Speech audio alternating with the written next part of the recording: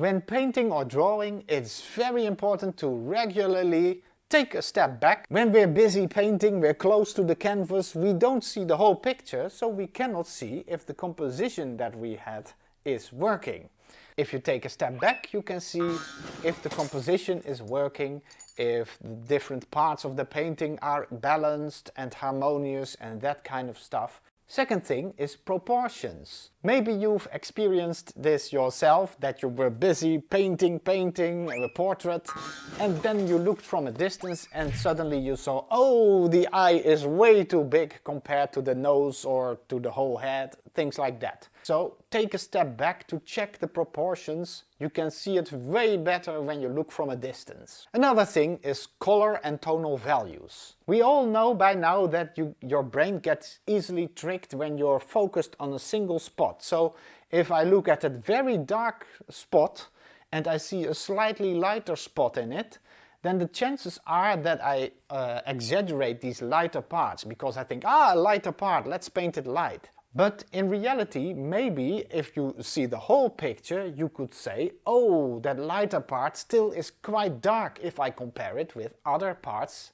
in the photograph or in your subject.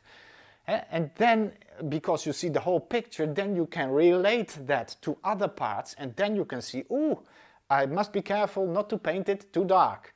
That's another reason why it's good to take a step back and look from a distance at your painting, because then you have the complete picture of tonal values and also colors. Another thing that I think everyone can relate to, let me know in the comments, is that you're busy painting and you're with your nose at on the canvas almost. But then you see all the details and you want to paint in all details and you want to make everything smooth. But the point is that really necessary? Because later when the painting is finished, it will hang on a wall or in a museum, of course. And then people look at a distance to your painting and things in the background, for instance, matter less and don't need much detail. Things in the background, scenery for instance, often you don't have to put in that many details and you don't have to paint everything smooth with smooth transitions, because things will merge optically if you look from a distance. So keep that in mind. Maybe a big subject in the foreground you can put in more detail, but things in the background and things that matter less don't need too much detail and smoothness. And the only way to see that yourself is by taking steps back, literally. So do that often, very often. Try to make a habit of it. So you paint a few strokes, you walk backwards, mind stuff surrounding you, of course, that you don't stumble over cameras and wires and all that kind of stuff, or a frying pan. And of course, if you're working on an easel, that's easier, you can literally step back. If you're working on a table or on a table easel, then just grab your artwork and put it somewhere and take more distance. That helps as well. Another simple trick that might help enormously to keep distance from your painting is just this. If you have a bigger painting on an easel, this isn't that big, but just as an example, if I use a brush with a short handle, then of course I'll stand closer to my canvas as well, so I don't have a total overview. But if I grab a brush with a long handle, I automatically stand at a larger distance from my canvas, so it helps to keep overview. And you often see with longer handles that there's a thicker part here somewhere, so that part is a little bit heavier. That makes it easy to balance the brush in your arm.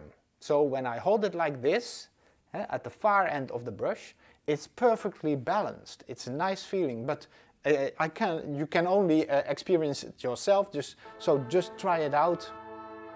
So that's that. Now we've talked about taking literal distance, but there's also something called figurative distance, of course. And that's something you recognize as well. Maybe you've been painting the whole day, then you go to sleep, and the next morning you look at your painting and it looks totally different than the day before. It's because you have a fresh perspective. And then as well you can have eye-openers like, oh, I don't know why I didn't see this before, this is way too dark or way too light or way too vivid or whatever, the proportions aren't correct. The other way around, it can as well be that you say, oh, it's way better than I thought yesterday, so then you're lucky. But this kind of distance is also very important. Especially, for instance, when you've just started a new painting and you've started with a sketch. Put your painting aside for a while, maybe for just one night, or maybe for a few hours and you drink some coffee. But then again, when you return, it's easy to see suddenly some kinds of errors that you maybe made, and in this stage, in the sketching phase, you can still easily correct that. Now, I hope that was helpful. Thanks for watching, see you next time.